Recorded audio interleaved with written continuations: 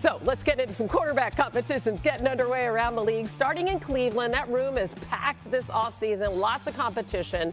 Shedeur Sanders was on FanDuel TV's Up and Adams, and he says everyone's getting along just fine. Like, everybody's cool in the room, man. Yeah. You know, outside the room, people try to put us against each other, but like inside the room, like we know we won. Okay, so everybody's cool. That's Sanders, Flacco, Dillon Gabriel, Kenny Pickett. Adam, what can you tell us about how Cleveland's managing this crowded QB room? Well, this is the most interesting quarterback situation in the entire NFL, Hannah. And the Cleveland Browns obviously will give everybody a chance at some point this summer to try to claim that job. There are 2 veterans. There are 2 rookies. Each quarterback will have his chance. You'd have to figure that the Cleveland Browns will hold on to Dillon Gabriel. They'll hold on to Shedeur Sanders. And really, it seems like it'll come down to Kenny Pickett and the veteran Joe Flacco to wind up either winning the starting job, and the other one may not even be there and may be traded at some point during training camp. But I don't think today the Browns know who their starting quarterback will be. It'll play out over the summer, and like we said, there's not a situation that's any more interesting than the Browns quarterback room this summer. Yeah, and I would add, Joe Flacco was a free agent and had other opportunities. And Kevin Stefanski, who had great relationship with Flacco 2 years ago, was part of the key reason that Flacco chose to come back to Cleveland, that he would have an opportunity not only to start, but would obviously be a part of that quarterback's room, which does feel like Kenny Pickett might be the odd man out if they do keep the 2 rookies. I'll say this about Shedeur Sanders because I'm on the morning show Get Up, and I know Greeny's big on like, hey, there's a chance he can win this job. There is a chance he can win this job. But I've been covering this league a long time. Adam has as well. And of course, Mina and Mike and Hannah, you too. Yeah. It's very rare for a 5th-round rookie to start out of the gates. Right. And the last time I remember a day 2 or day 3 quarterback who really blew everyone away was 2012 when Russell Wilson showed up in Seattle and earned it every single day. He beat out the late Travaris Jackson and he beat out Matt Flynn. And he did so by being the first one there, last one to leave, and making it completely undeniable to everyone in that facility that he was the guy. I think that's what we're looking at with Shedeur Sanders right now. I don't think it's going to be, hey, let the best man win. I think he has an uphill climb here, and he's got to earn it every single day. Yeah, and then it's crazy because it wasn't long before Russ led the franchise to their first ever Super Bowl win. It didn't take long there, but that is very true. We did the same thing at Wisconsin. All right, let's go to Chicago. Excerpts from ESPN senior writer Seth Wickersham's book, American Kings, a biography of the quarterback, has highlighted some of the struggles that Caleb Williams experienced in his rookie season. The book revealed Caleb's father, Carl Williams, did not want his son to be selected by the Bears because Chicago was, quote, where quarterbacks go to die. New head coach Ben Johnson was asked about it yesterday. I love it. I love it. I love the opportunity to come on in and change that narrative. That's where great stories are written. And so we're looking to write a new chapter here, 2025 Chicago Bears, and looking forward to the future. All right, so we're a glass half full kind of show. All right, so we're going to look at this rookie season. Caleb did do a good job of limiting turnovers, 3rd best interception percentage, 6th best touchdown to interception ratio in the NFL. He also showed off his legs, 7th most rushing yards by a quarterback. But of course, the negative here, he did have the worst QBR, throwing 20 yards downfield and on 3rd down. Plus, he took the most sacks, and we know that that's not all the fault of the offensive line, can also be the quarterback as well. How do you think Mina Ben Johnson can help him this season? There's a lot of things he's got to improve at. Number one is just play faster. And to go back to your glass half full view, the games where he did play fast, he looked great. Think about Jacksonville, Green Bay, Minnesota, weeks 11 and 12. You saw that when he was getting rid of the ball quickly, he was accurate, decisive, and then special when he had to be. The problem was there were too many points in the season where it felt like he wasn't trusting what was in front of him, wasn't throwing with anticipation, wasn't throwing the ball over the middle of the field. So for Ben Johnson and the skill players, by the way, it's all about rebuilding that trust in the structure of the offense so that he can play on time. That means when you use motion to displace a second-level defender so that Caleb knows, okay, if I rip it here, I have my right receiver has leverage. Or when he turns his back to the defense off of play action and then he turns around, the dig is going to uncover the way it so often did in Detroit. if they can build that around him and he can develop trust in it, that's where I think success is going to come from. And it's so interesting, Mina, because as a head coach, Ben Johnson not only has to worry about all the things that you just talked about, but also how he addresses the media, the kinds of things he says at the mic. What did you make of what he said, Peter, about changing the narrative? I think it's interesting. I think everyone looks at Ben Johnson when he was a Lions coordinator and sees this cerebral guy, maybe a brainiac, not a social guy, and maybe not the best emotional EQ just because we hadn't seen him. And in his first 9 months or 6 months with the Chicago Bears and the media, you hear guys on the actual Zoom call being like, I love this guy. He's talking, he's positive, and he's actually connecting with these players in a real way. Truth of the matter is, Seth's book is going to be a banger. It's going to be a bestseller, and it's going to reveal a lot of things about a lot of quarterbacks. But that's ancient history right now for the Chicago Bears. They've got an entirely new brass in there, whether it be the quarterback room or the coaching staff or a lot of the people who are going to be on the field with Ben Johnson, with Caleb Williams. I don't think they're losing sleep over what's written about something that happened 18 months ago.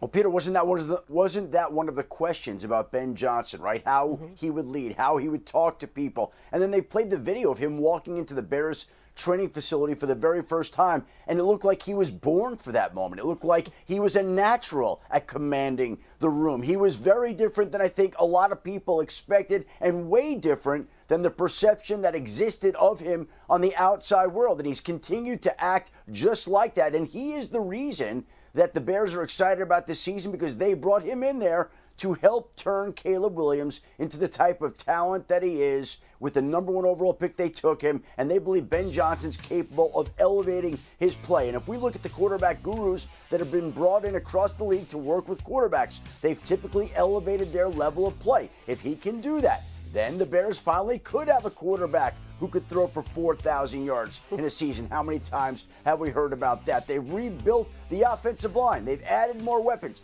They're doing everything they can, leading with hiring Ben Johnson, to elevate Caleb Williams and to make sure that he fulfills the potential that he had when they selected him with the #1 overall pick.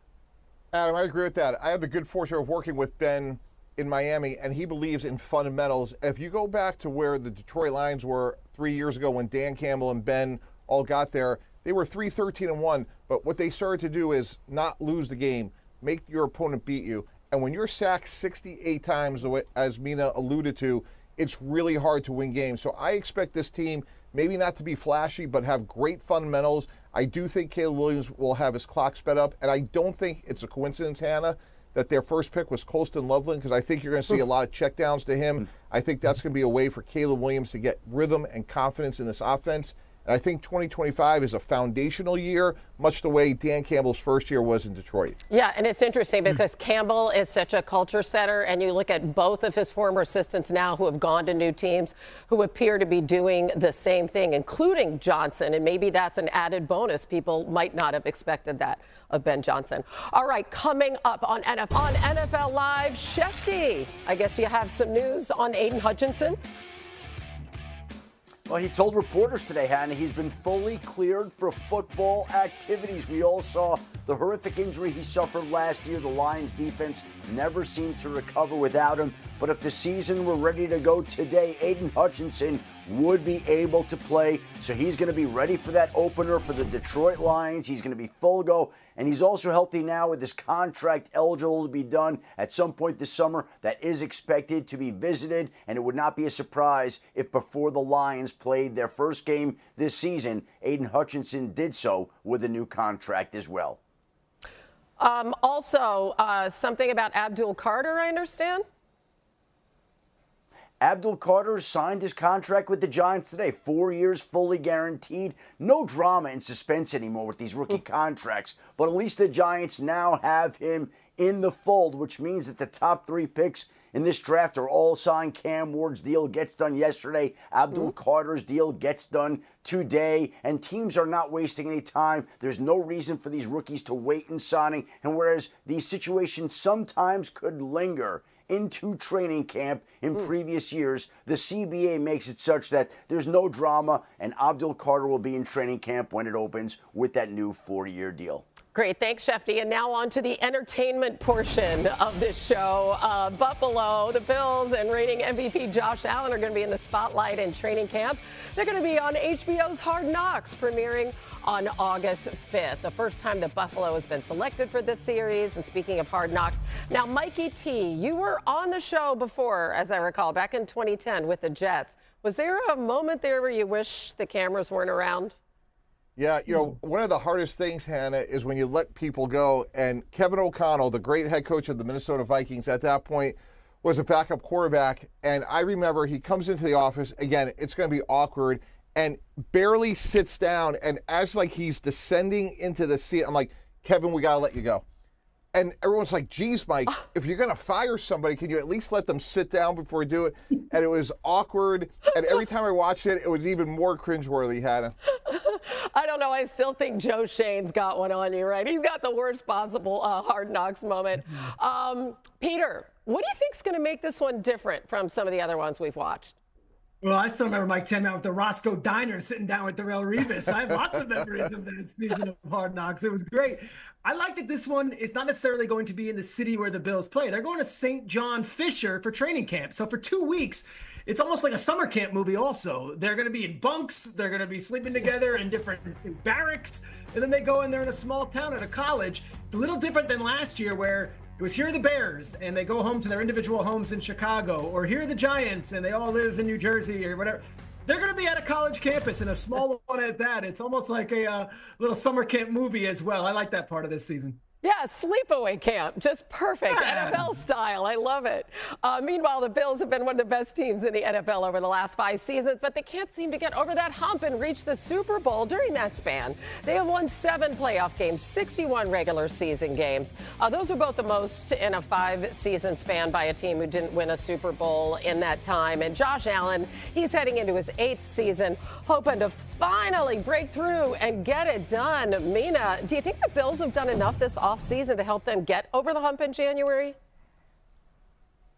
Well, I think the offense, which has been kind of the cause for some consternation because they haven't really added to it, is totally fine. I mean, last year they were top 3 in EPA per play, points per drive. Over the last few years, they have evolved from this bombs away, 10 personnel grouping to a physical downhill run game, led, of course, by their alien quarterback. And if they perform at that same level, they're perfectly capable of getting over the hump. I do think, however, one thing that would be helpful is if one of those young skill players took the kind of leap that they're betting on and running it back. And a guy that I'm really looking at is their first-round draft pick from a couple of years ago, Dalton Kincaid. He was drafted where he was because of what he showed in college in terms of his ability to stretch the seams as a vertical threat, beat man coverage, win from multiple alignments. And there have been moments, games where he has been that guy, but I don't think it's been consistent enough to where the Bills can feel good about him being truly one of the best tight ends in the NFL. If he's capable of making that jump this year, Hannah, then, yeah, the sky's the limit for this Bills offense. Well, let's talk about that offense and another guy who's really important, and that's James Cook. He's